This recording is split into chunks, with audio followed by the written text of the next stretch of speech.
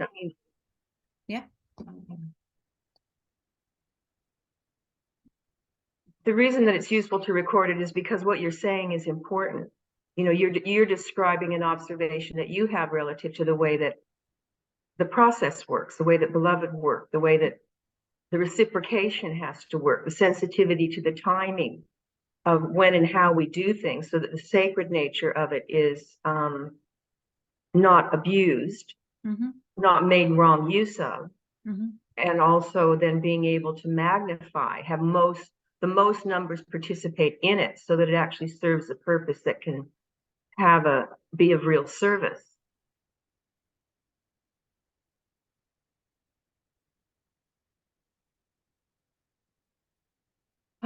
You know, the immediately thing that I feel, of course, is it brings me into the space of him when he was in his body, and feeling how many different ways he responded to the lack of response. Right. You know, that point of frustration was always incredibly active in his life, always. Oh, I mean, the day one that I was in his house, as I think I've mentioned to you before, that's what I noticed. Yeah. So the first thing I think of is that while he was consistently aware of the lack of preparedness, the reluctance and the refusal, and even the actual, like, intentional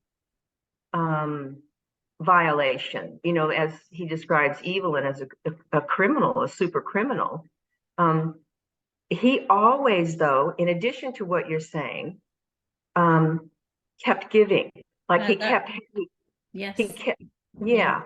Yeah. He kept giving it over. So it was like he always, it's like water has to flow. You know, his being as water, as being itself, it will find a way to move.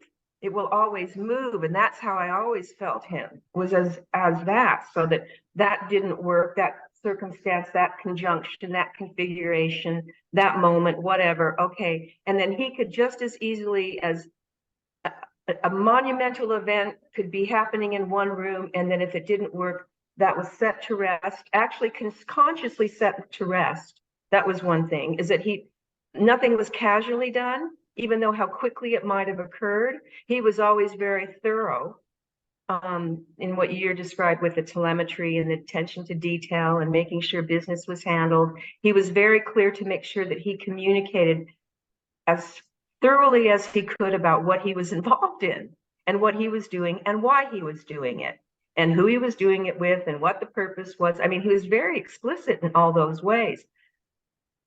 Did I understand it all the time? No. Did we understand it all the time? No. Did everybody pass on everything that he said so that everybody could understand it? No. You know, so there was obstructions left, right, and center, and yet all the time he always was doing exactly the only thing, as he described, he is merely present. You know, merely present as the bright, which means that there's actually this effulgence and the spirit and the presence and the movement and the water and the fire. It's always happening. So I understand what you're saying about maybe we have to be more artful about the timing within which we put these out into be an offering and as something that's available. And I also hear you saying that we need to continue to record just even for history's sake. But then the other thing that comes up is that in the process of telling a Leela, it's not done for posterity. Like when we are in dialogue and sharing and in considering beloved and feeling the paradox of all that's arising and the madness or the happiness or whatever kind of quality we might want to say about it, we're always in satsang with him. And then as we tell our Leelas and as we do this and record them and share them with others, the whole purpose of passing on the Leela is for the magnification of the bright. You know, and in a certain sense, no matter how many numbers may or may not respond, it has an effect in the psychophysics of things. So there's that part of it too, that I feel that even if it's a few, because even if there were huge numbers around beloved, how many of people actually got it? How many actually were able to even comprehend what he was doing? And even as he said at the end of his life, I've spent since my whole life, I've spent my whole life, and no one has understood sufficiently, as a collective, with the signs necessary to indicate that you have recognized me, and in the manner that would be required for the way to begin for real as a culture.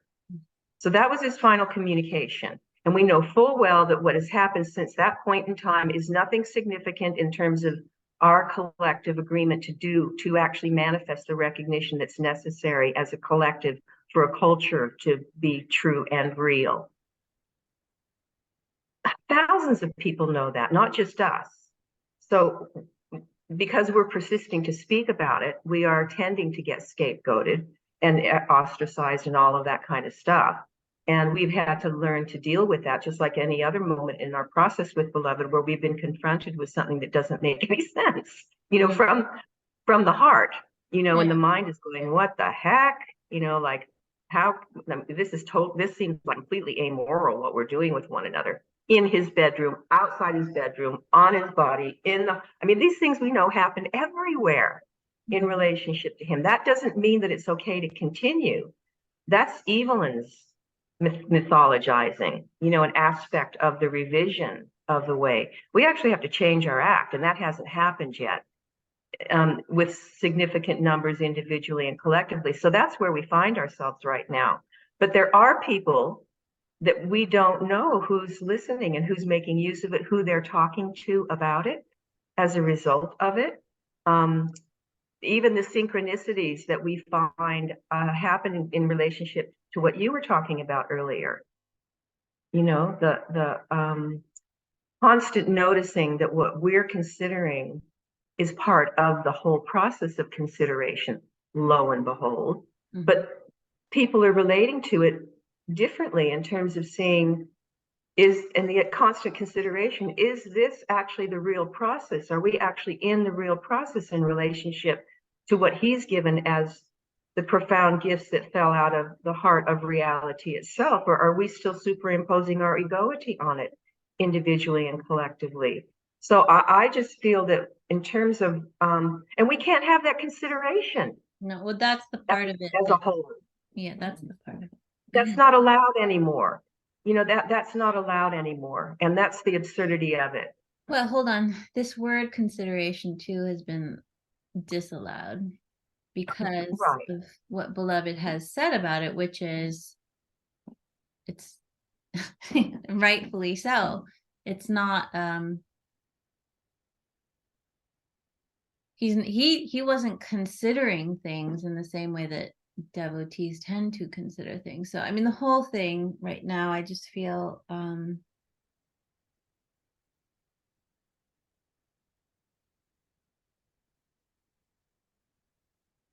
I honestly, like, my mind is constantly in a state of inability to make a distinction between, say, devotee and non-devotee. All I recognize is Beloved. It's this radical root space of recognition of him that includes all and all, literally. So when I recognize that there's this kind of boundary in which there are devotees who are relating with one another about that all-inclusive dimension, yet they're doing it within a boundary that doesn't actually acknowledge all in all inclusively.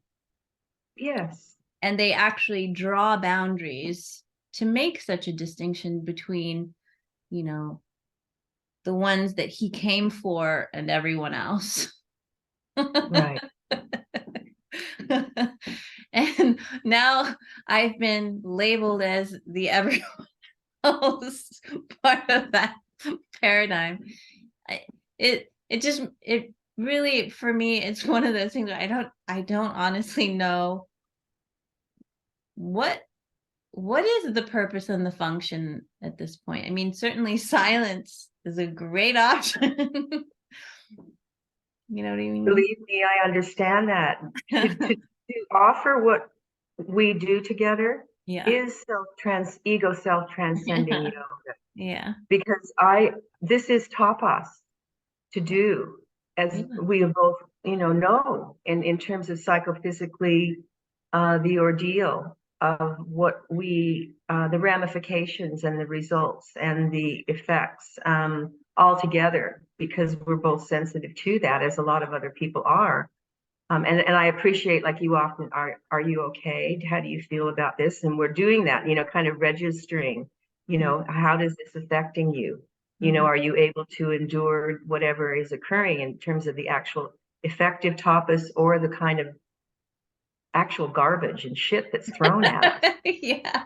Psychophysically, which we are very sensitive to. So there's no, everybody can try to hide relative to whatever their notions are in relationship to the event that is being called Adidam. But there is no hiding place in reality truth. Not in reality, no. So the only one you're fooling is yourself if you're trying to keep secrets, or to hide things, or to sweep them under the rug, or to keep them part of the inner club, or all of that kind of game playing. Is absolutely fruitless in terms of the process itself. And so I'm doing this aware of all of the potential points of view and reactions, and indulgence on the flip side of it. People who could potentially get off on it in a way that's inappropriate or unuseful. And I don't want to be set up as something. And I can be certain that any possibility I can think of is happening. Why? There is no differentiation between mind, subject, and object. The separate self doesn't exist in that regard. It only exists through if I identify with it. So the possibilities of how people may be responding or not responding, or the reasons for why, or the reasons they don't, all of those justifications are part and parcel with the pattern that is patterning. And as you said, I am in sync with what you are confessing and describing about that the only place to rest and the only truth is in recognition response. The paradox is that you'll hear devotees that completely disagree with what we are observing about revisions and violations and even literal crimes and all the details of things that have unfolded as a collective gathering, and say, oh, but recognition is the basis of our process, and that's the basis upon which we are maturing, but you aren't. So just this point is the key. If there is the recognition, as beloved indicated, I only want to deal with people that are 0 point. Right, you're quoting, yes, you're quoting a Maha insider, that is indicating that that they're actually demonstrating something that is more mature than, say, we are, because we've said, we cannot accept these boundaries, these revisions. And there's no spinach in your teeth. You have spinach in your teeth. Can we talk about it and really be loving with one another? Let's actually demonstrate that love by being able to point the spinach and the boogers and all that kind of stuff out, the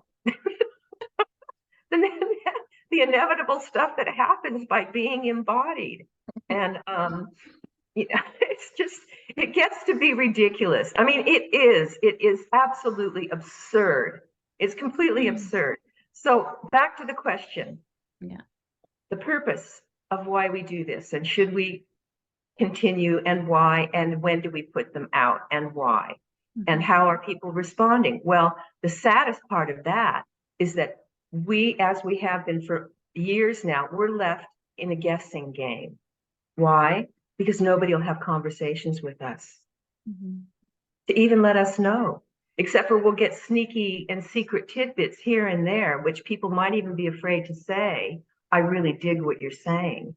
But I won't say that to the leadership that's controlling my access. I won't actually let them know that I totally agree with what you're saying and I really dig what you're doing. But I would never be brave enough to do that myself. What kind of an atmosphere is that? Yeah. That's not Adidam. But we know all this kind of stuff. We could define infinite numbers of points that have conflicting opposite sides relative to the manifestation as it is Adidam. And it's actually being dramatized as that. It's not that it's merely arising subjectivity in mind or emotion or body, whereby actually ego self-transcending practitioners transcending all of that in relationship, in love bliss, accountably, and that's the pattern wherein Adidam arises. No, it's being predefined what the pattern is, and you're supposed to fit in. That, it's a concrete conditional pattern that's being defined, which is You're not supposed to Adidam. study Atmanadi Shakti Yoga, but you're not actually supposed to demonstrate and practice it. No, you study it and then you repeat the language in your description of it, and you assert it, you fake it until you make it. I've actually heard people say that this is what we're faking it. We are placeholders. But the actual people who will do it are on down the line, but we're just keeping the pattern in place because this is how it was around him. But let's make sure to praise the people that had it printed. Yes, and note that all this stuff is getting printed, but the things that Beloved actually asks to be done are not. It's 10, 13, almost 14 years later, and very essential aspects of the teaching that we're supposed to be studying consistently isn't even available. Not even available to the practitioners. It's all being held back.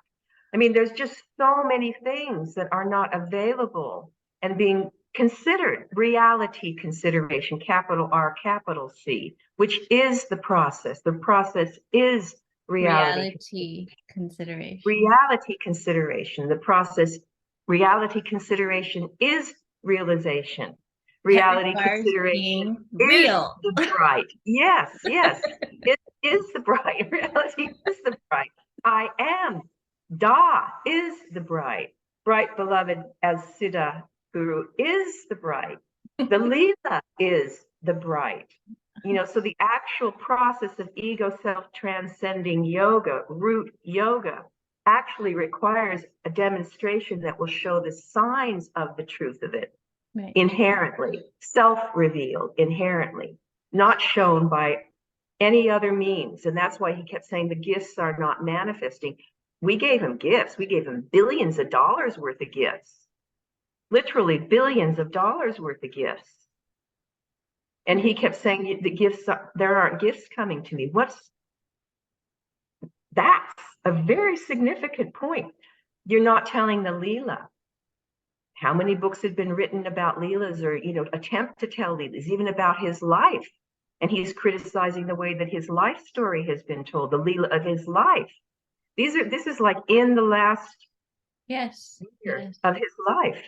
He's saying this. None of this has happened, and it still hasn't happened. Yes.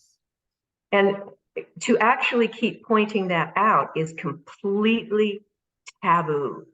Yes. Entirely taboo. That's why we're in the position that we're in. Do I want to be here? Absolutely not. Yeah. I want to serve. Okay, so I just want to acknowledge, and I want to acknowledge that was a very useful Shadana Puja. Thank you for clarifying that.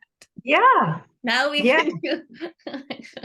Yeah. So, I look at Beloved never assumed separation from any of us, to whatever degree he did or did not himself make a link, in the last years of his life or whenever we had come and gone from his physical company.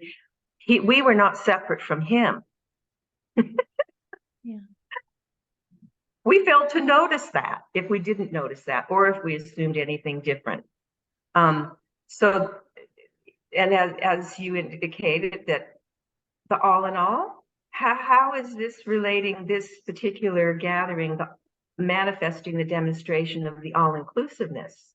Right. Well, it's not. That's the simple question. It's actually literally not. And that's the embarrassing part. When I kind of say it's embarrassing, is that I am now aware, being in the situation that I find myself in, which is karmically combined with the patterning.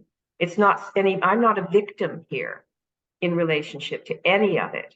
That victim consciousness was gone beyond, literally gone beyond. Does it hurt? it fucking hurts Yes, still. it does hurt. You know, It does there's hurt. all sorts of emotions around it because it's just like patterning, and you feel the impact of it and the unlove in it, Yeah. you know, and then you find yourself caught in that web, and it's like, fuck, I'm doing it now. I'm still fucking doing it. We're all fucking doing it together, you know, and it's just like, fuck, stop. You know, we don't have to do it like this. Um, and I, you know, it's just, it is a madness. And to me, it's like a, exactly as he describes sitting in the, not only the performances, the actual sacred offerings with him of seeing the mummery enactment. Yes. Yes. Yeah, it's also exactly the same as it was in the very early days when he read from the mummery. Is that you find yourself listening to what seems to be a story. Mm-hmm. And before you know it, every cell in your bodily being at every level is implicated. Mm-hmm. Why? Because satsang, you know, that bond has been established. So we are in the mechanism of his person, not the structures, the conditional structures of manifest form. We're in the siddhis and the yoga of the bright, so that anything that he offers and we participate with him in it, their work will be being done by grace. But it will only be effective the degree to which the ego self is transcended and given over, like in the Atmanadi Shakti. That it is. It's the Samraj Ashana, it's the thumbs, it's Atmanadi Shakti Yoga, it's Four Thorns of the Heart instruction. I mean, how many different ways? It's the perfect practice, it's listening, hearing, and seeing. All of those are just describing the same process. It's his Leela of his person of learning and transcending and awakening at the Vedanta temple. It's all the same process. Mm-hmm. There's only one process. There's like 60 different ways to describe it, and I can't remember a single one of them. Yeah. And when it occurs, doesn't matter. It's beyond language. It's beyond language. Yes. And it is entirely obvious when it is and when it does and when it's real. Why? Because it is the self condition that is revealed as the very place in which there is absolute and utter freedom, complete love, bliss, ecstasy beyond being in relationship to inside or outside anyone or anything. And it's beloved. Yeah. It's him. It's the transmission of the bright. And we're not dependent on his body. No. Not even dependent upon the treasures. Not even because the process is prior and coincident with, yes. But even if all the treasures were utterly destroyed, as he indicated in the great events of his embodiment, his person as the bright I am that is true of everyone and everything has been irrevocably established and accessible within the cosmic domain. Okay. Anchored in the red-yellow realm. Yeah.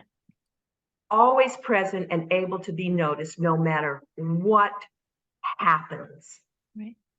Yeah. So I mean, that's the radical. Like you have to always go that radical to examine what we're doing in any moment, because if it's something that you can have an argument with, it's not absolute. Right.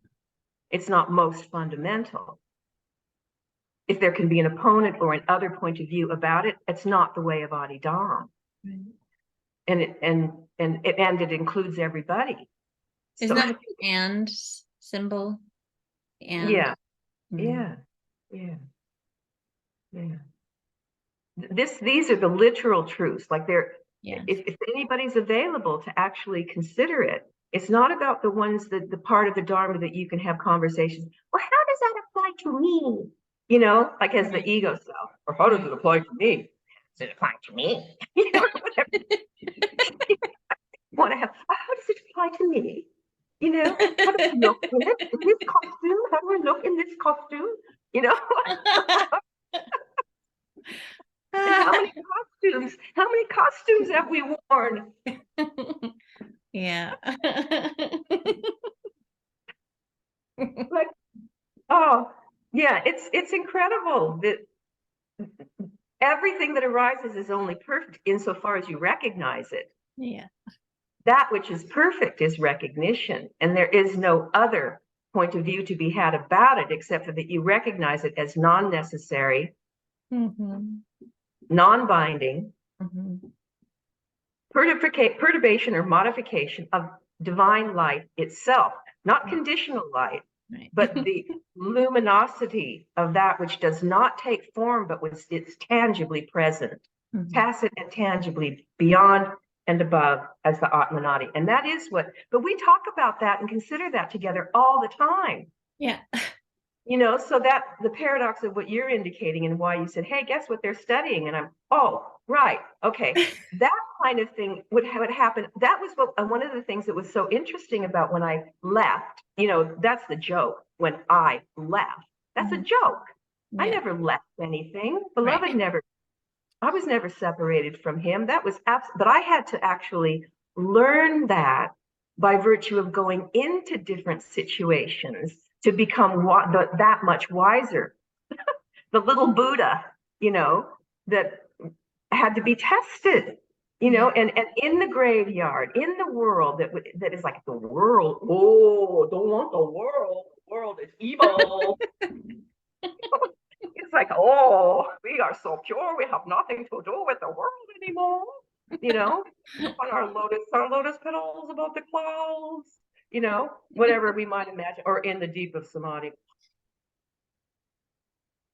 You know, as if we're just not present and we don't exist. All those kinds of costumes that we wore, and the experiences are the costumes.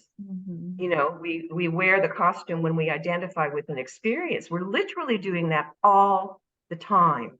And if the noticing of that is necessary.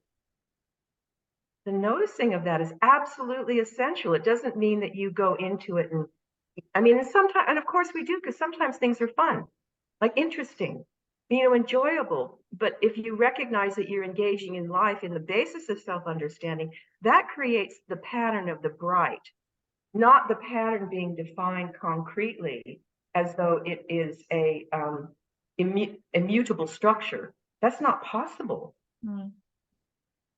A conditional structure, and beloved's words and language and the way it came into being, the Leela of it, you know, is the process which continues. So our dialogue is just to serve that purpose, and we want to serve.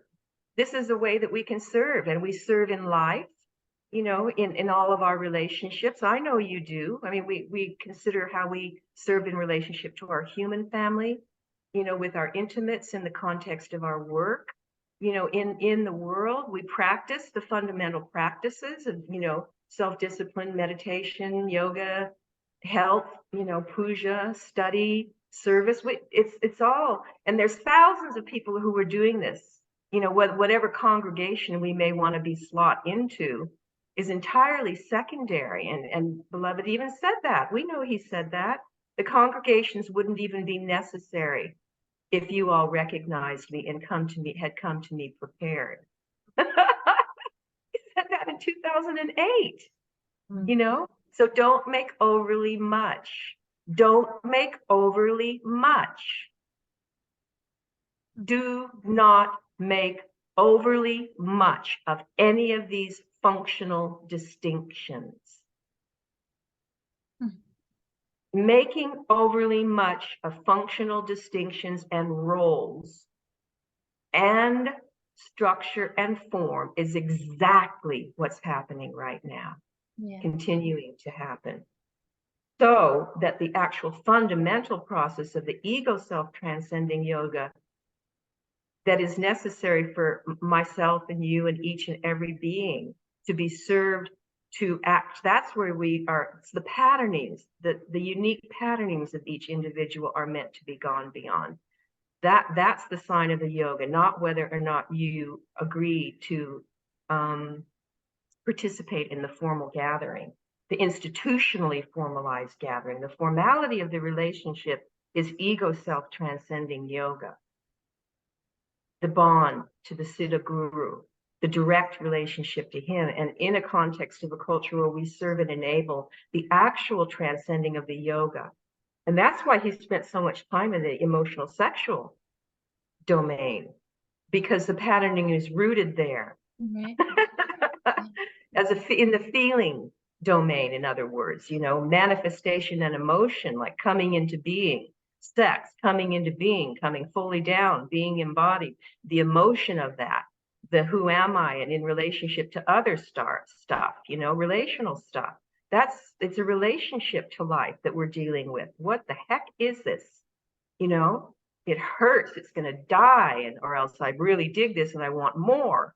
Is this going to make me happy? So he spent the huge amount of time in the emotional sexual process for us to be able to identify the patterning that we tend to identify with and we manifest as gross, subtly, and causally. Mm-hmm. And again, that's part of the Atmanadi Shakti yoga process, the understanding of that, that we are not the one who wakes or dreams or sleeps, gross, subtle, uncausal.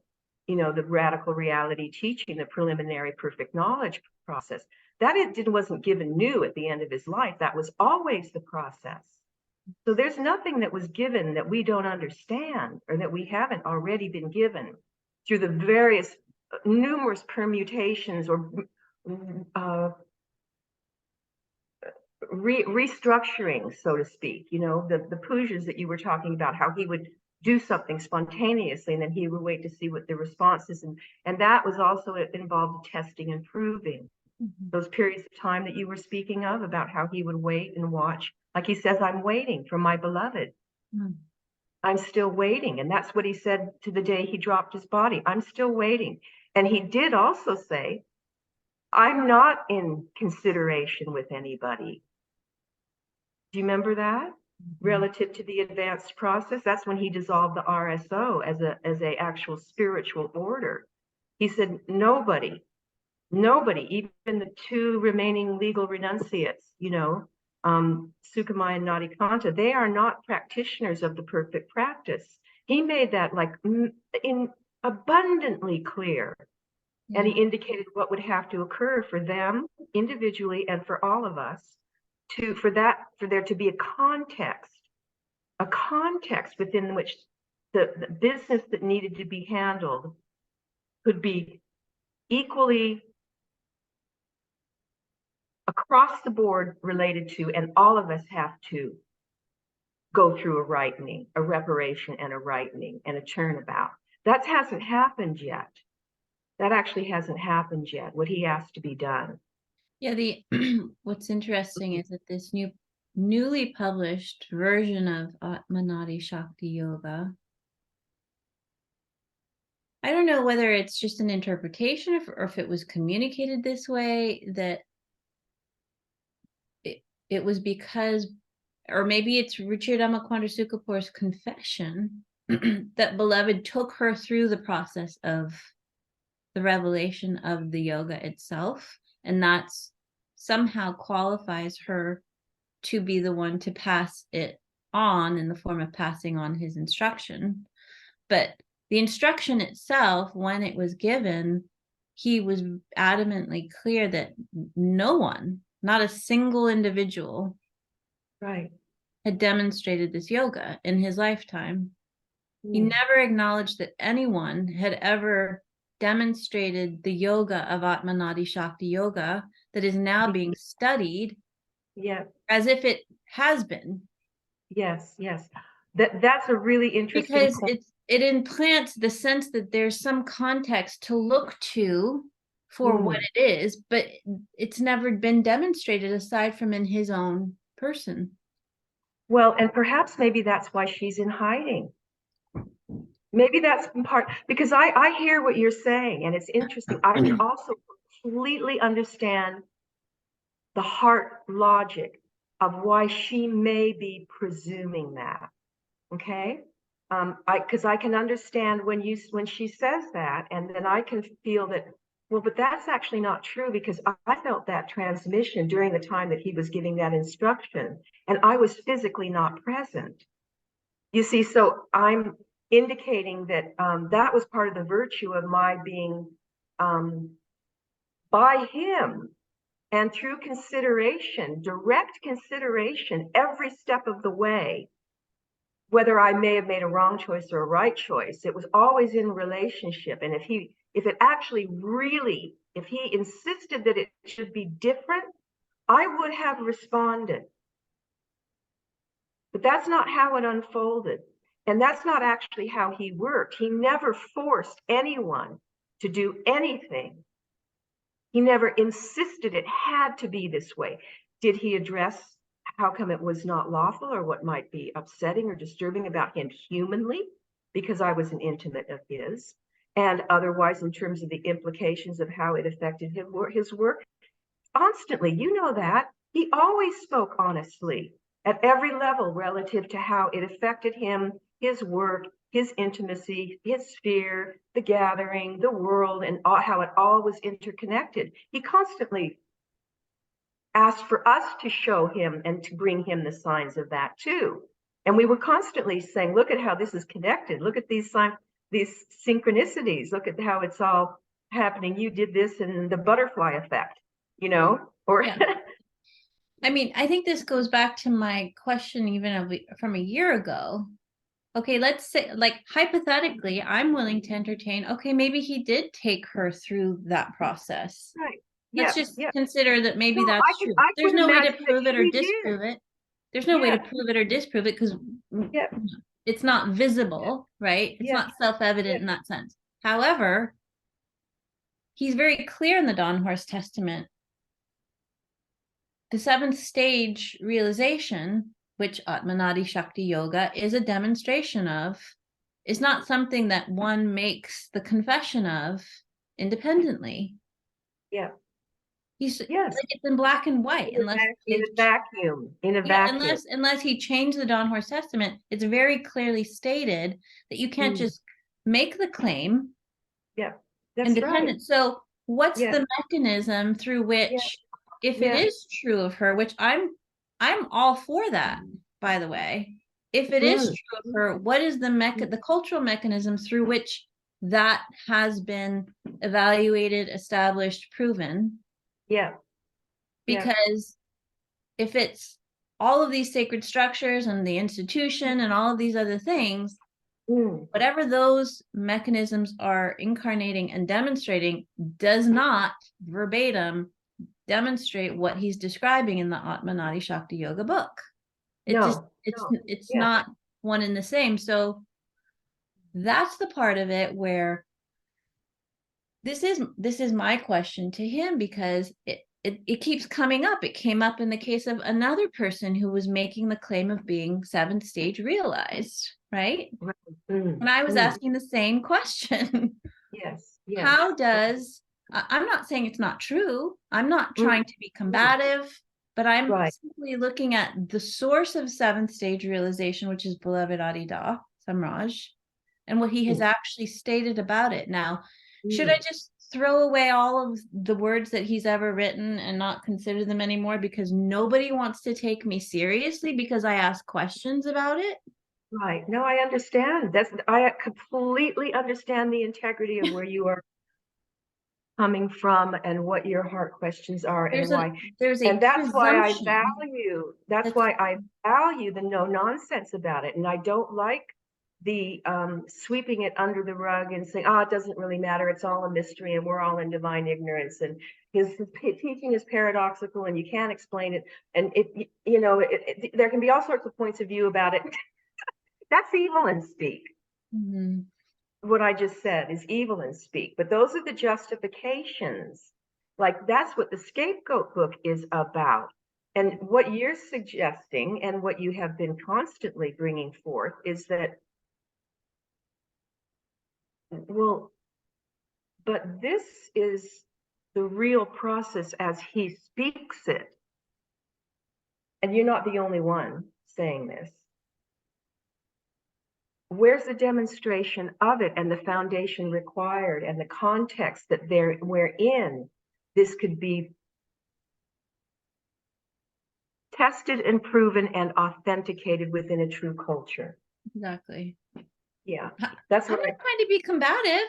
I'm yeah. not. This But is you what know he what? said There's was going to be a lot more necessary. people like me that are asking these questions at some point, if not No, already. but Pauline, they are. We They know are, that but already. they're doing it quietly. I mean, like, Yeah. where are they? Well, and that's been my frustration. Okay, I know a real frustration that I continue to have is the silence of those who actually know that what we are saying is true, and yet they are playing Sukamai for a fool. They're playing themselves for a fool. They're playing us for fools. The ones who are actually insisting that the manner in which Adidam is presently functioning has integrity.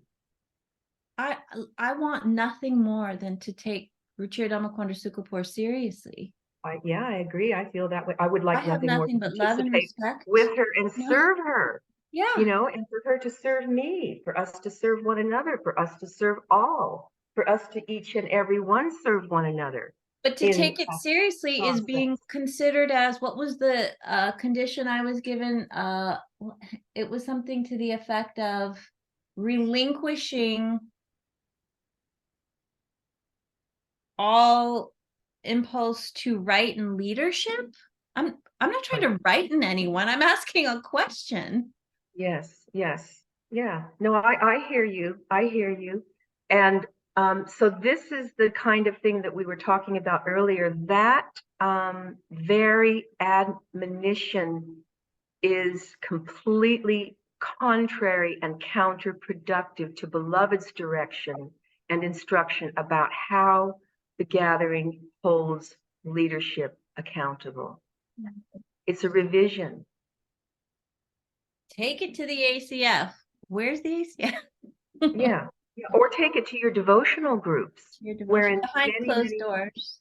Wherein many devotees who do take it to their devotional groups are not allowed to talk in their devotional groups even about it. You see, there's so many taboos that have been superimposed relative to the process itself, literal taboos in relationship to the process itself in terms of what is absolutely essential in the freedom of being, to be able to be freely disclosed, to be seen, to be served, no judgment, to be able to have humor and love and compassion about it, and then to make agreements relative to how to actually help that person engage ego self transcending yoga. It's not that you just turn and all that, the pattern is going to change just simply by turning. No, you have to make new agreements at the personal level, in relationship, in the ashram, in the world, in your service, all of these things, but they're agreements that are not set in stone, right, in the sense that they don't have a life to it anymore. The process is a living process. Right. There's so certain when that, right. I so had for that don't apply anymore. Right. So when that condition was placed upon me, for example, and then I, in my lack of self-consciousness, in a moment of ecstasy, was expressing openly, trustingly in an educational group with presumably, new people. I wasn't able to make a distinction. You took all of that on. You took everything on that they requested you to do. That they put on to me, and I engaged in it, and I dropped it on, and I was in confession with you. I was like, it doesn't really feel good to be this like self-conscious about, and like having to, be that concerned about what I may or may not say, because this is not how I feel the yoga with Beloved. And I was expressing to you that I was becoming very unhappy. And then the next time we have a class, I'm asked about devotion, or I'm asked about the reception of Beloved's grace. I speak from the heart, fully in devotional recognition of Beloved. And then I'm out. There's no follow-up consideration. There's no, okay, well, what happened there? What happened to the agreement? Do you feel that that was appropriate or inappropriate? There was no conversation about it from their perspective. There was no coming into the room with me for me to be sensitized to, oh, maybe this is a blind spot of yours, Pauline. Now let's talk about this blind spot and how you can become more aware of this blind spot if you're in like the presence of public people, and what you shouldn't be speaking about and why. There was none of that.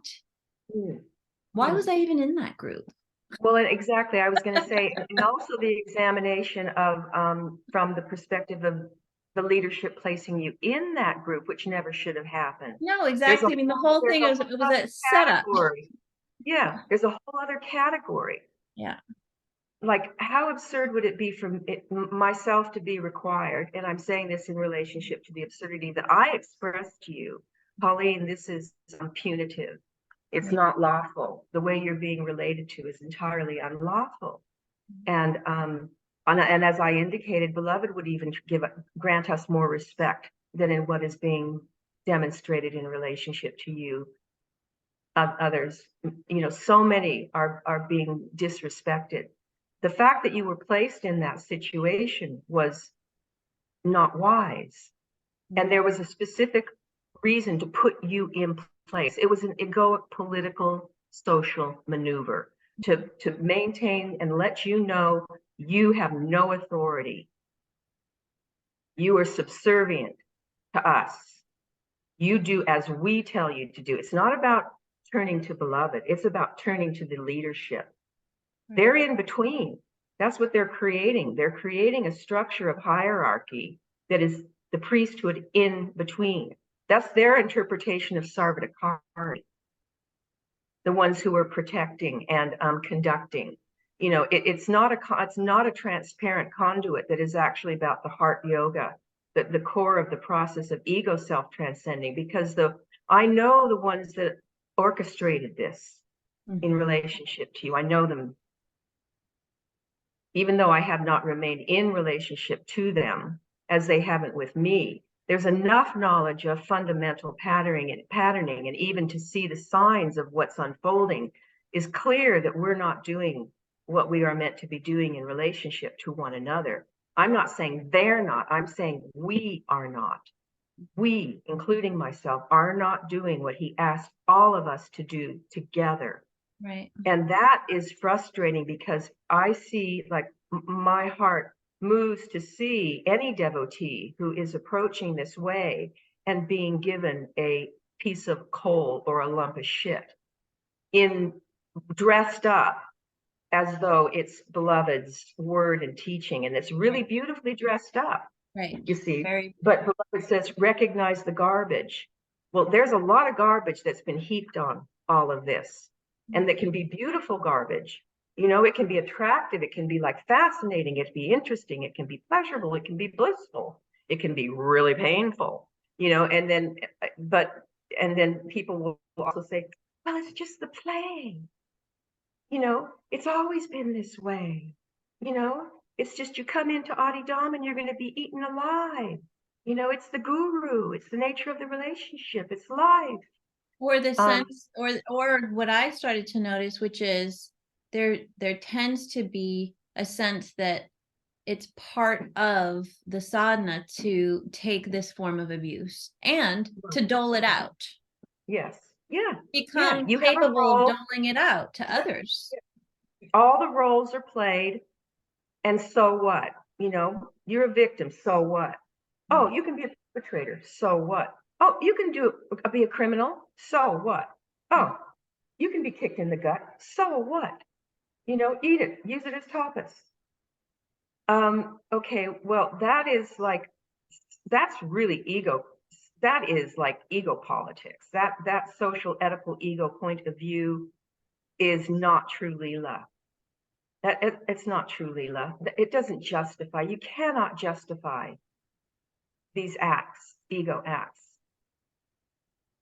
A true devotee would not do those things. Yeah, but see, here's what I've observed, Julie, about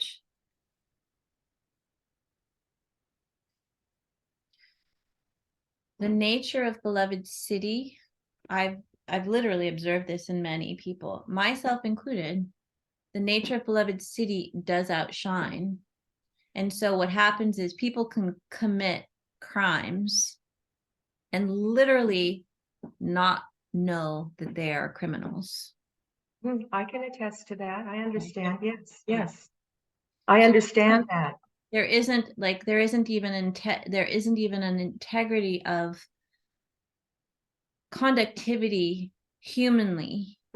There's the spiritual yoga itself, but these people, many of them, are not even qualified to be carrying forth Mm. items that are so empowered with beloved Siddhi that it allows them to get away with not having handled some business that's fundamental. Well, you, in a nutshell, just described the abuse of his submission to us. Yes. You know, and I know that. I Yeah. know that.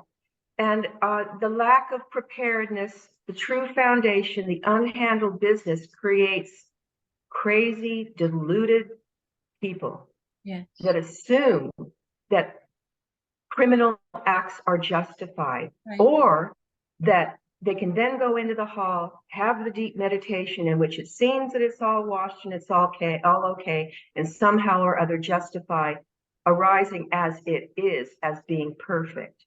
Right. They're superimposing. Right.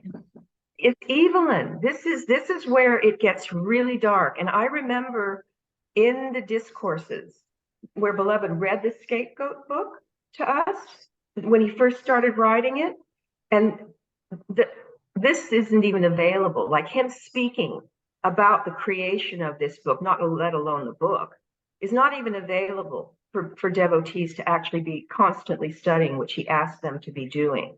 Right. Is that he himself said in a discourse to the entire worldwide gathering, which should be available, still be available to the entire worldwide gathering, Yeah. as he said it should be, including the publication of it in an edition that would be available to devotees. He said, you're not just having me on like you usually do, right? Everybody has a copy of this. This is all supposed to be out there, you know. Oh, yes, sir. Yes, sir. Yes, sir. We have, everybody has a copy. Yes, sir. No, everybody doesn't have a copy, you see. And can they actually listen to the discourses that he gave during the writing of the Scapegoat so that we can actually understand the process and the Leela of that written word? No. We are the only ones who can communicate it because we understand the real context. If you weren't there, you don't understand the context. So maybe 50 years from now, you know, we might have somebody, oh, wait, we're all dead by now. Oh my God, who's going to be the one that can write about it? Everybody's dead who was there, and it's never been communicated. Right. You know, this is literally going to happen. It's already happened. But back to the point of what he said in that discourse was that he literally used this word, I deliberated about whether or not I should write this and expose Evelyn for what she is as the ego. If I should expose this darkness of the ego act. And he said the reason that he came to the conclusion that he had to do it was because it happens. Yes. It is what the ego is and what the ego does that is literally, and he said it, legally,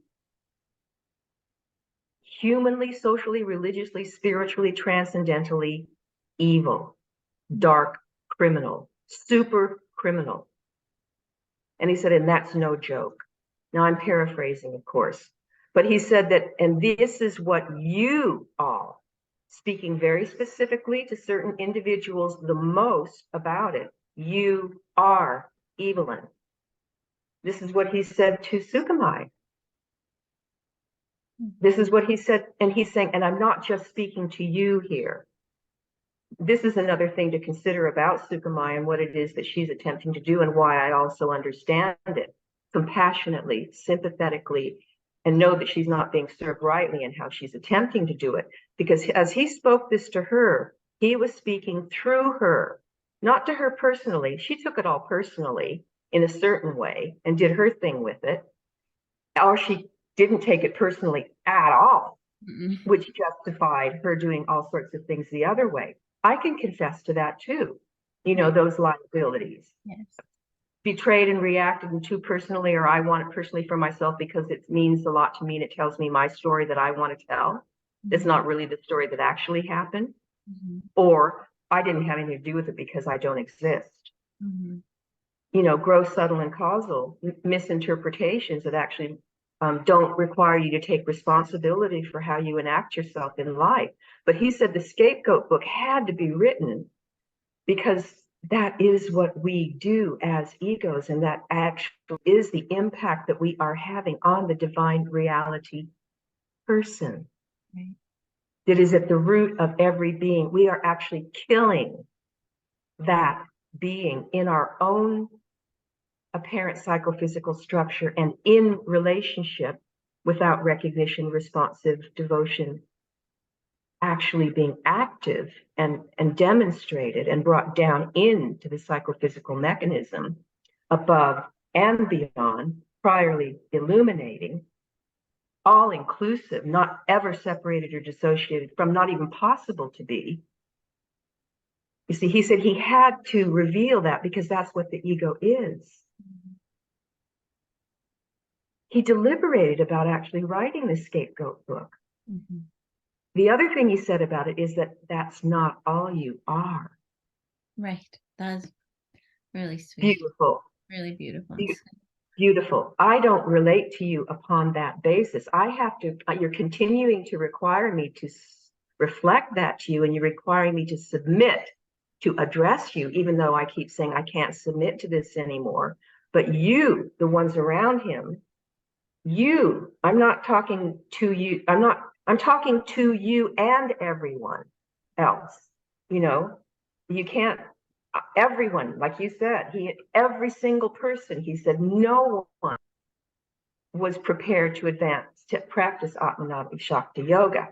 He also said that about, at a certain point when we ended up not being able to continue practicing the perfect practice, as sannyasins in orange, and then, well, we could go into a long explanation about the reconfiguration and the restaging, so to speak, of the play, and how the costume we put on and the different periods of time and all of that. But throughout every single process of reality consideration, whatever form it took, divine self-revelation, the giving of the gift freely, so that, yes, I know I was fully initiated into the 4 thorns of heart instruction, the thumbs, all the samadhis, absolutely, completely in Samraj asana, which is an aspect of Atmanadi Shakti Yoga. Yeah. I also was established in the right side of the heart prior to and can describe the structure and know now presently Atmanadi Shakti Yoga. All the details of all of this. Mm-hmm. That's a virtue that he gave freely, and my being able to speak about it. I'm not saying because these gifts have been given and they are still constantly active. You see, they weren't taken away.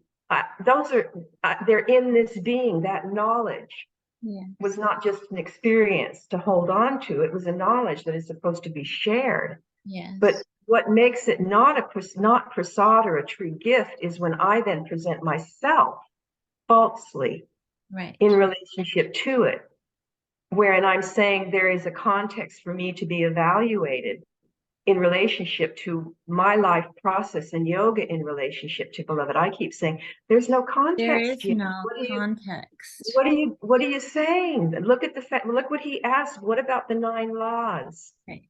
What about what about his will, his legal will? What about his descriptions of how sacred orders come into being? None of these, the congregations, the right service, none of that even exists lawfully yet. And everyone, including myself, we have been unable to appeal in recognition, responsive devotion, to have it be set true, right, and free, so that thousands would be able to participate when we remove the assumption that there are some that are really doing it and others who aren't. Okay, so this is a circular reference, but anytime I've ever sent, like, dating back to, post Mahasamadhi, whenever I have sent, for example, a letter to Ruchira Dhammaquandra Sukapur making a suggestion about something service related or what have you, the only response I got back several times was only a member of the Ruchira Sannyasin order could do that. Which means there's only one member of the Ruchira Sannyasin order, and there's a lot to do. So there wasn't there. I mean, how does one respond to that? How does one participate with that kind of response? Well, you can't. You can't. You can't. And it's not possible. It's counterproductive. It's it's an unworkable conduit. And it's not even supposed to exist this way. And yet devotees who want to support and advocate the manner in which it's being functioning presently want the status quo to remain so strongly that there is the picking and choosing and like finding a needle in the haystack, where he said, oh, it's possible there could be just one who could recognize me and it could change everything. You see? Oh, that's what this is all based on. Yeah, that kind of a notion that there could possibly be one. In other words, making the point that the profundity of what real recognition would be, the force of real recognition, full recognition and the force of it that could. But he also said, having no center, why not use them all? Right. Yeah. So yes, exactly. Should we just like pit those two statements against one another? I mean, like that's right. Well, that's not reality consideration. No. Statements, you see, the real reality consideration that he showed us how to do and we participated in was everyone and everything in the room simultaneously, and it was revealed. It was brought into the room. True prayer, true yoga, true puja was present in the room, seeming to be a questioner, and then the questioner is resolved in truth itself by virtue of satsang, by the directness and making right use of this word, so that there was not just one person deciding what was right or what was wrong or what was true or how to interpret it. There's no interpretation required. No interpretation required of truth itself. It has nothing to do with interpretation. And maybe what he meant was there is literally only one. And exactly, because the paradox of that, brilliant, exactly. That's precisely what it is. It is the one and only. Recognition is one and only. There is only one that recognizes its own form. You awaken into that reality. Exactly. Exactly. That's why I love you. I love you too. The recognition is the recognition. It is the recognition, you know, the freedom to not hold on to anything but the truth of it, you know, and even being able to freely consider all of this. And it would be so happy and ecstatic to have anyone and everything, every devotee be available for this process, to allow it to manifest in this way, so that everyone is included and made use of. So much more energy and availability of people with incredible skills and talent and so much devotion and maturity, you know, varying levels of maturity that could be involved in all of this together. But I mean, like, just how everything would just sparkle and get brighter and brighter, and there would just be whatever and everyone, and it's only him. I mean, that quality is pervasive. Yes. And we know that there were times like that around him. And synchronous with that was our dramatization, which created all the other stuff that is continuing to be justified as being his play. No. If you actually listen, like continue to truly listen to his trilogy and his confession in all of his written word, and listen to him, reality truth is not the creator or the doer. Grace does not happen by magic. Grace is not the doer in that sense. Right. We created everything. This is what the trilogy is all about. We as ego act as evil, and as any of the players on the stage, even including Raymond and Quandra. It's all part of that which we are supposed to understand, radically understand about the nature of egoity. And there is only one being and one truth that speaks the truth. Mm-hmm. That is that which we recognize and participate in. That's the whole event of the trilogy. Mm-hmm. And it epitomizes the participation in satsang. It is all, and in life, satsang as truth, reality itself. That is what we participate in that recognition, responsive devotion. That's what creates the pattern of the gathering. And we will notice then, look at that's happening. It corresponds with his word. It's not reading his word and trying to get this to fit with it. Right. Or to ask for somebody to describe their teaching, their process. Study this first and then make sure that what you write corresponds with his word. It doesn't really matter if you're demonstrating it, because that's what he said to us all the time, those of us who are around him, where we were given the gifts, we saw his writing, we heard his writing, we edited his writing, we helped him edit his writing, we helped type it out, we read it to the gathering, we did everything. It was a complete human process of real interaction, and lived with him. Yeah. And then, okay, is this real and true for you? How do you understand this? Talk to me about it. Let's live this process. Let me see how you understand what I'm saying. Every single time, whatever the consideration up to the day his body dropped, you have not understood. Mm-hmm. They're just bare beginning signs, but a recognition that I can actually say is the foundation and establishment of true culture. A total transformation will have to be enacted truly, will have to take place. And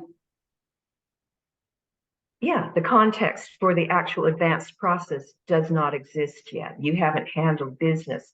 And he specifically said, blessed certain individuals again who were closest, specifically why and what they should or should not do. These individuals are actually doing things that he said they should never be allowed to do. Very simple human things, and yet they're doing them. So that's why he said and yelled so loudly to even those who have been intimate for decades, you call me your guru? You are not actually submitting to my instruction to you personally. You refuse to submit to my instructions personally, and then you tell me that you're engaged in self-transcending yoga, and you're actually able to serve this function as a transparent conduit when I see exactly what you're doing in relationship to everyone and everything that is about you and your patterning, rather than about me and the bright. Mm-hmm. Now that is a blessing, to have him as the guru give you that kind of precise instruction, an incredible blessing, as we know, and as you know, and people who have had that, if you can make use of it without self-defense and without clinging to your own ego self-identity as a patterned persona. Because the difficulty with what's occurring now in this, much of the schism that occurs, is that everyone is very conflicted in a certain sense, and to say that they're not, no conflict, there's no conflict, and then you get out of the hall, there's the bashing going on, and there's all of the dramatization of conflict and the actual strategizing relative to how to keep people out or who to accept in. That's the ego politics are rampant in this gathering and in the leadership, strategizing with legal help how to relate to people like us. That's how far it's gone. And yet what he was indicating is that he was asking for the same kind of help in the last years of his life from the entire worldwide gathering of responsive beings. Is there anybody listening to what I'm saying about the fact that I'm imprisoned here? He said, even those around me will not free me from this imprisonment, who have been on my body for decades now. There's no one who's been able to do it. That was his asana that he was always in whenever there was a consideration, the reality consideration of his process and demonstration of the seventh stage way was always his completely being merely present and looking for the signs, seeing the signs of availability and coinciding and conjunctions that enabled him to be able to do what he was necessary for him to do, to give the means for us to be able to, for him to be established here irrevocably for human beings to take responsibility for these gifts. And when he passed on, he said, we had not done that yet. There were some things that he, of course, and he didn't even like to say those things because also he was extremely grateful. Beloved was extremely grateful and indebted to and in love with devotees and the sacrifices that have been made and had been made and what we did participate in with him. He was extremely grateful for that. That's why, so many times your head would spin when you'd hear his shout that would just sear right through you. And I knew what he was saying was true. And I would say, I have no argument. I understand exactly what you were saying. And really strong shout, force of Siddhi in it, and then walk out of the room. And in the next moment, I'm getting kissed.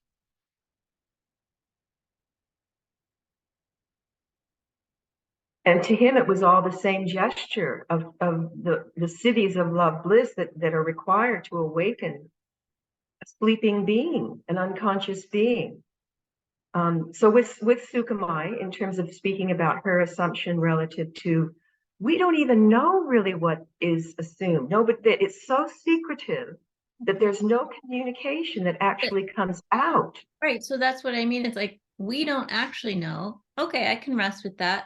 But I hear people making the statement that she is on the basis. Right. Yeah. And again, I can, like, there's things that I pass on, Leelas. And you know this, there's so many devotees who know this. I know that when we speak, we know we're not talking just about ourselves. It's not about us individually and our separate self-experience. It's about the possibilities and the gifts that were given in the midst of our coinciding, that we represent an aspect of patterning, that patterns, and we're all interconnected in this. So I'm just speaking about things that I know other people have experienced also, because I'm not alone. I'm not separate. I'm not alone. So I'm simply saying that I have had my knowledge of the process. I could actually validate if I put a story together and say, I'm a seventh stage practitioner. I could put a story like that together. Right. I mean, when Ed contacted me in early 2014 to ask me about, well, hey, it seems like you had a pretty significant life with Beloved, and I've seen, and where are you? What's happening? That's how our conversation began. The first thing I said to him is that I finally feel like I can speak because I'm aware of the fact that I could actually tell this story many different ways. I could tell this story synchronously many different ways, depending upon what point of view I wanted to put forth about this apparent persona. Right. Because of the vastness of the experiences that I had and was given in Beloved's company that were never taken away. Right. Costumes were taken away. Circumstances always changed. Experience always changed. But because what's so of amusing about hearing you say that, when Ed contacted me and he wanted me to tell my Leela, I said, I'm not ready because I don't know what story I want to tell. Okay, that's interesting. Right. I was very highly aware that no matter what story I tell, it's all going to be a myth. Yeah. And also I can go so far as saying, even whatever story I'm telling now, there will be error in it. Or there's like other. There's a limit. There will be a limit because I'm aware of the fact that the Leela hasn't even been told truly. Yeah. The culture hasn't even been established truly and effectively. all of it is obvious, but to say that it is otherwise, I can't do. That's the thing I can't do. Right. And that's a virtue that I feel that for whatever reason, and no matter how difficult it is, I can't lie. I cannot lie about it. Does that mean that I'm not a liar? I never have been, or I'm not a thief and I never have been, or I'm not all the other things that the ego addict is and can be? No. It just means the feeling, awareness, and self-understanding necessary to transcend is active by virtue of grace and the gifts that have been given. And I would love more than anything to participate in the true culture, serving his treasures directly, having access based upon the gifts that he's given and the training he's given me to serve devotees. Right. And I know that that's what he would be pleased with. Yes. So to assume that devotees and who are in charge are doing what pleases the guru right now, that's also not true. That's why he kept asking for me. He himself said he needed me. And for whatever reason, he's like,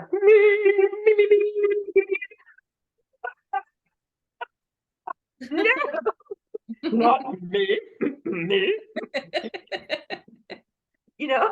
It's no. I'm reluctant. It's like when anybody says, "Okay, you're in charge." Yeah, right. No, not a good idea.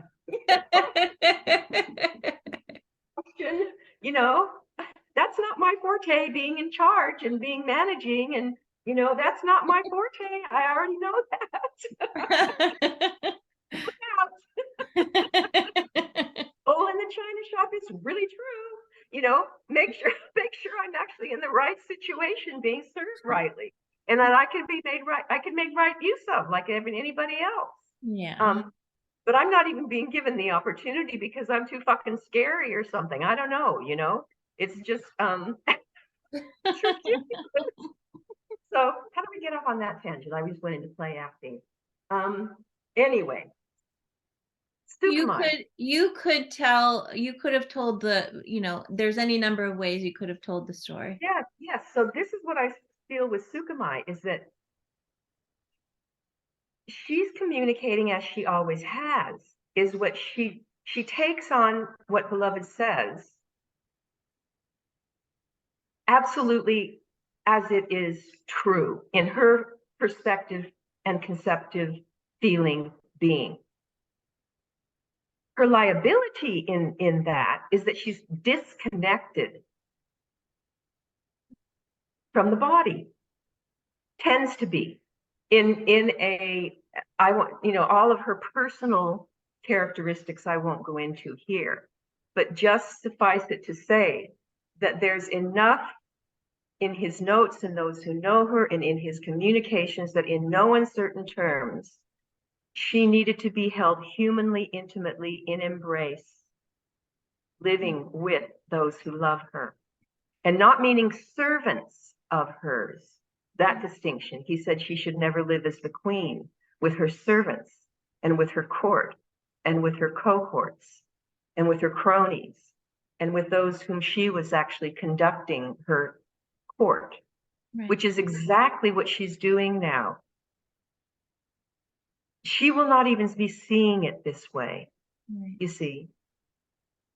I mean, that's what I'll draw a parallel analogy. I've heard two separate Leelas that paint a picture of, that set apart life that you were describing. You experienced before you were, yeah. So there's a set apartness associated with living on the island, for example, where you don't deal with money, you don't deal with having to make your own food, you don't deal with, all the common worldly things that most people have to deal with. Mm-hmm. There's real wisdom in what Beloved's given relative to right life as it relates to that householder, if you want to use that term, set of responsibilities associated with living in the world so that one can live a relatively renunciate life that's freed up, right? Yes. With that said, it takes tremendous discipline It takes tremendous capability to get to the point where one is living that right life. Yes. Sukhumai and Nadikanta have never been required to do that. They've always been taken care of. And this is not to say anything negative about it. It's a blessing that they've been allowed to do that. But so there have been two stories that I've heard from separate people wherein there was a moment in time when beloved was upset. And one of the Ruchira Dhammas, in both cases, it was either one of them, felt that the way to change the moment was to bring somebody to the island that was going to be instrumental to his work, whether it was his artistic work or his circumstance as a Savadakari or whatever. But those individuals had worldly responsibilities and obligations that were not handled as the reason why they couldn't come. Yes. And yet the Ruchira Dhammas, the Ruchira Sannyasin order said, no, we need them. Samraja, take care of it. A deal was cut between the Samraja and these individuals to handle their bills, at least for a period of time, so that these people could come. Yes. People came, they gave up everything, their lives blew up. They ended up in beloved circumstance, fully given over. And beloveds asking, why are these people here? He was never informed. Yes. And all of a sudden now these people have, dismantled their entire lives. They're there, and everything has to change for them as the reason why they're there. So lies are told to beloved. He's not made happy because they're there necessarily. Or they're given a chance and they're set up to fail because they haven't been properly trained or adequately prepared to actually make a difference for him in that circumstance. Yes. Well, that's the And then Leela all of a sudden, this agreement that the Samraja made between these people and their finances is dissolved out of nowhere. So there's no integrity for the human sense of responsibility in their case. And now they're left in the lurch and have these obligations. Meanwhile, they don't want to disturb beloved by telling him that these people have to leave to go handle their obligations. So they're held hostage by this unlawful situation. Eventually, they go back and they have to rebuild, but there's a massive collateral damage, scarring that has taken place one way or the other because of that on all sides of the equation. But because the Ruchira Dhammas don't understand the realities associated with what it actually takes to live a renunciate life in the world, they have no respect for the collateral damage that those types of executive decisions may have made given the power structures in place and the lack of integrity humanly, the fallout. So there's several stories like that I've heard. Hundreds of stories like that. That's the kind of integrity that I'm trying to paint a picture of at a collective level that would have been rightly managed in a truly hearing culture. Demonstrating Atmanadi Shakti Yoga. Entirely. Meanwhile, those people who ended up being used and abused this way and agreed to do it, they have their liabilities, right? They made choices. They are adults. They could have also dealt with they also then become the biggest potential. They scapegoat beloved for all of this. Exactly. And also not only do they, so do the ones who made that decision. How many times did I hear, beloved told me to do it this way? Beloved said, beloved wanted this. He consistently gets scapegoated to this day by saying, oh, everything that we're doing is what he wanted and would please him. So, for example, to be very specific, one of the things that you brought up is this matter of renunciation. Renunciation, as we know, if you've studied at all, in the way of the heart is not at all traditional form of renunciation. Those are his words. They transcend all forms of renunciation as they have manifested in the first 6 stages of life. So that's a profoundly unique understanding of renunciation.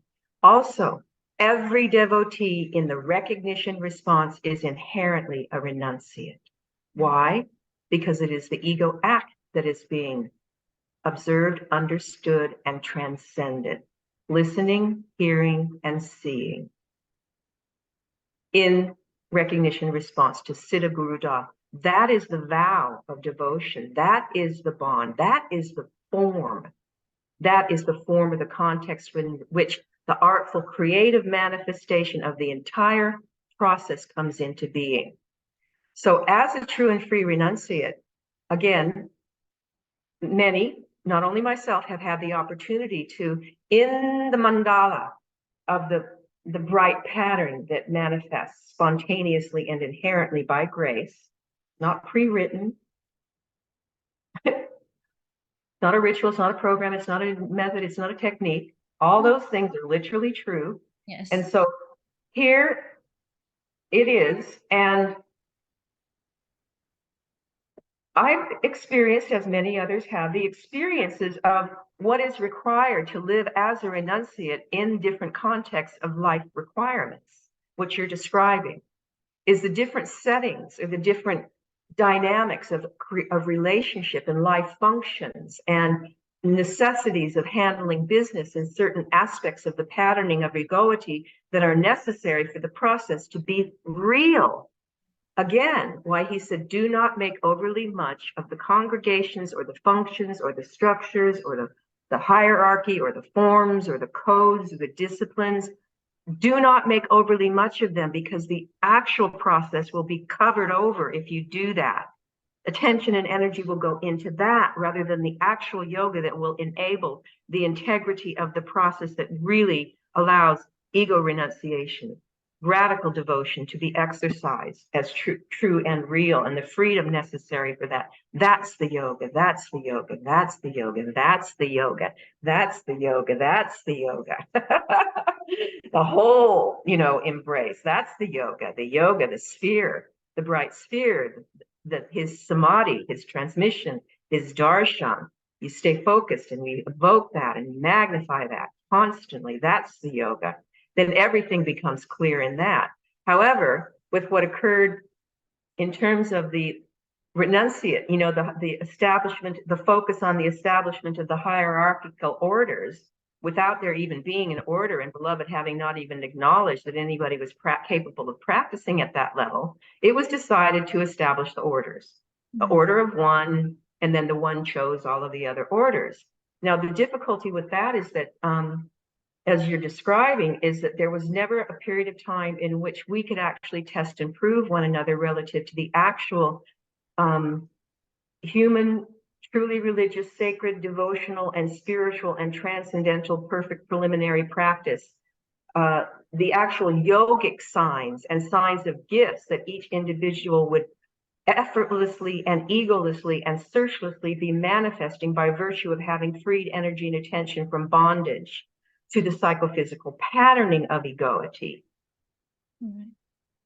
Not that they were chosen to come and participate in a program that had been created. See, that's what Beloved kept criticizing over all the years when he said, you're just giving me names on paper.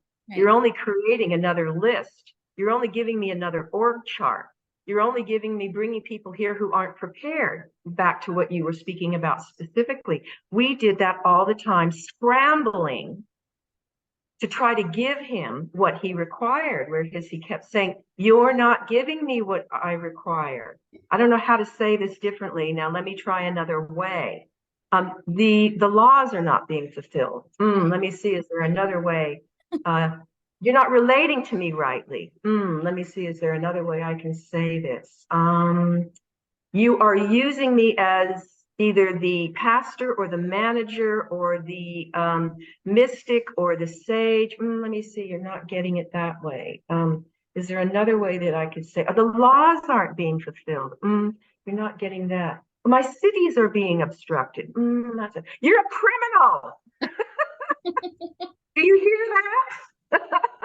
He tried every way possible to get the ego to listen, to the act that we were doing that was making renunciation, true ego renunciation, not true.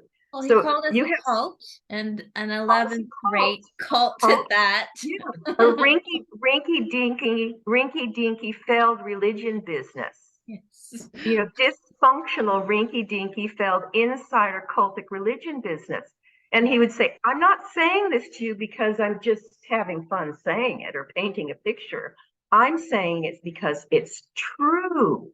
And you're not hearing me. And you keep coming back to me trying to assert that something is different, but it's not true. So Nadikanta and Sukhumai are functioning in exactly the same way that they did, even less effectively and differently, because they're getting away with stuff because he's not alive. And there isn't the collective voice that is actually being heard and saying this isn't being done properly. We need to consider the whole thing altogether, to make sure that it's rightly aligned. None of that's there anymore. His teaching is being used wrongly, but in terms of the point of renunciation is that every devotee is a renunciate. That's the point that he made. The process is inherent renunciation. There's only different forms of demonstration of it depending upon, again, the availability of freeing energy and attention that has actually occurred through really accomplishing the yoga as the foundation yoga that's required. Mm-hmm. So that you have a truly moral, human cooperation plus tolerance equals peace, prior unity, capability to live in that truth, not just speak it, but actually live it and demonstrate that. And if you can't do that in the world and haven't learned how to do that, you can't be an advanced renunciate in the perfect practice order. All of these things must be accomplished. And Adi Da even said to these women and tried even to tell them they needed to go live out in the world or in the ashram, and yet because of their fervor and absolute dedication and focus of wanting to be around him, he continued to allow that. Why? Because of the incredible gifts that have been bestowed upon them and implanted in them, just as they had in me in different ways, and many people. We should all be together, helping one another to be able to manifest what he gave in each one of us, only if we serve one another to help transcend the liabilities of what we are. Like, I know a lot of people can say a lot of things about me, and I know you've heard people say things about me before you got to know me, about my liabilities, and what I'm doing and why I'm doing it and how I'm doing it that is not illegal, unlawful, well, maybe illegal, unlawful, full of myself, just dramatizing, not transcending certain aspects of my character. And I hear these things, I know them. It's not like, oh, surprise, surprise, gee, that really hurts. I didn't know that about myself. It's not like that at all. It's like, oh yeah, I know that. I get that. And yes, thank you, for pointing that out. And if I try to adjust my behavior, and lo and behold, I found I'm going to be offensive to anybody, no matter what I do. If they don't want to hear what I have to say, it really doesn't matter how I say it. It really doesn't. I mean, there's no costume or act I could put on to have what I have to bring to be acceptable. Right. Because as Beloved indicated himself, what he has to bring is not acceptable to the ego. Yeah. Not acceptable. So to say to the gathering, we're still they ego. Won't even play him to the gathering. Yeah, they won't even play. He's not attractive enough, or I don't like the way he looks, or he looks haggard. Those are actually reasons for now they're not showing him. He doesn't look well.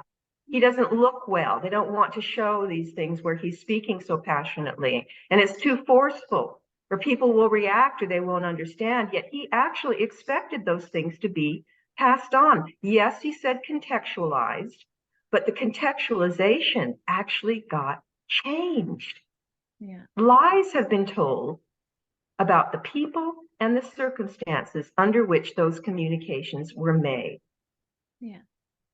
Tape recordings deleted, things from the archives destroyed to keep a specific narrative going that enables those who are in positions of power to maintain their power. This is no lie. Right. I mean, I'm not lying. No, We I know know you're this. not lying. We know these as facts. Yeah. And there have been lawyers that have been requiring people to sign legal agreements that they will not disclose the truth. Mm. If that's not evil in disc, if that is not understood as evil in disc, and the gathering as a collective knows this because it's been communicated. We've tried to communicate that these things have happened. And even the perpetrators of it, and even the ones who were complaining or challenging or criticizing, they've all decided that they're not going to do anything about it. In other words, and if that's not evil in act, how can I possibly trust and say that I want to enter into this agreement of letting evil in disc rule?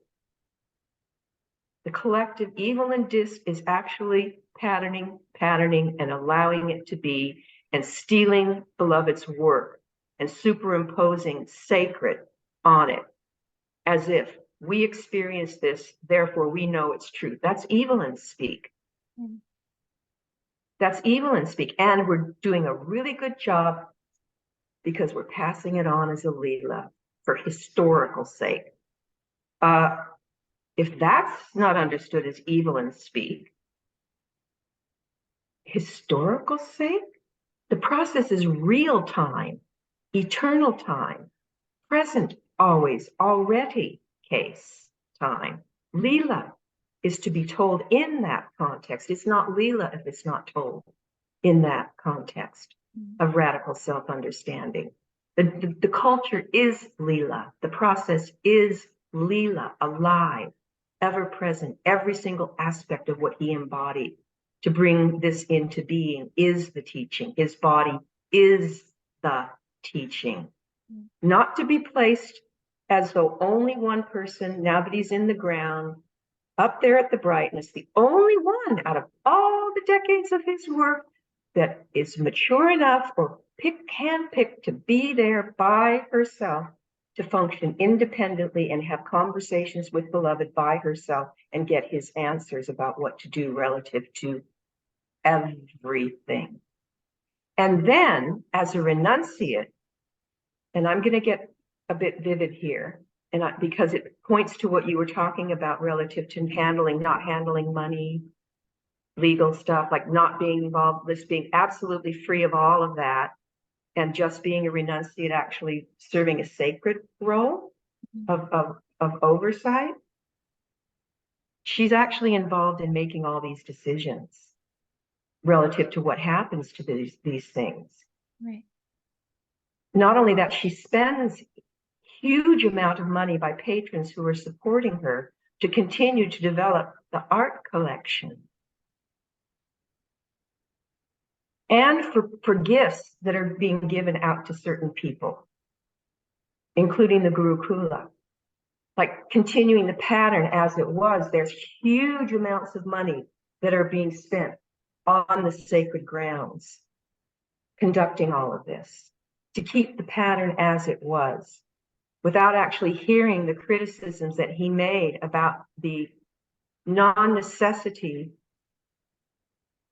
although enjoyable, of these kinds of gifts that actually weren't the gifts that he really required in terms of the process itself. Not that anybody should be shamed, right, or spanked, or feel guilty or done a bad thing, because you enjoyed participating in the art puja or any aspect of what he manifested that was so beautiful in its understanding, in its appreciation, in its history, in its depth, in its skills, because that's what he did constantly. Yet he indicated that here I am, another birthday, someone's birthday, whether it be an intimate or somebody, or here's another celebration.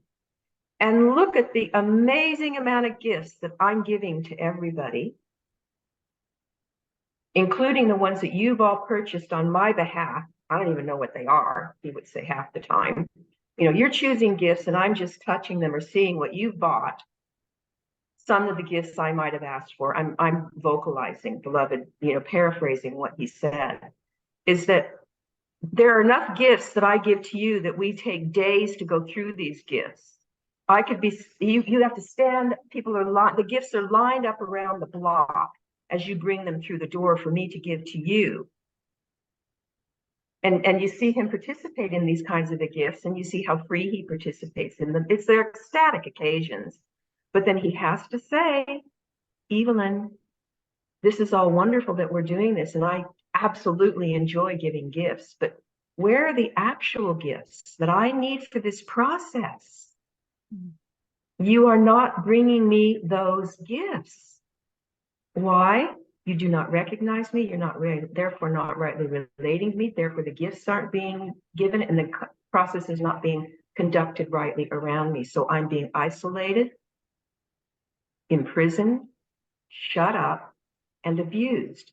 And if you keep doing this with me, I guarantee you, because I'm not working with anybody.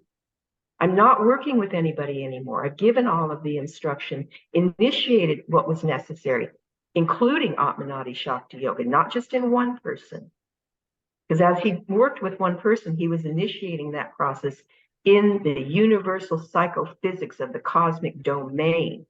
And I can guarantee you that I know that does not require you being physically there. Why? Because I received it. Right. So that yoga is awake. Am I prepared to fully practice that based on having fulfilled all of the foundation requirements? No. Could I, if I chose to delude myself? Yes. Yes. Let's say it all together. Yes. Is the samadhi of the thumbs a constant? Yes. Has that awakened the witness position? Yes. Am I capable of practicing upon that basis because we've fulfilled what he said needed to be fulfilled in order to take full comprehensive responsibility for it? No. Absolutely not. A resounding no. Am I fucked up about that? No. Yes. Yes.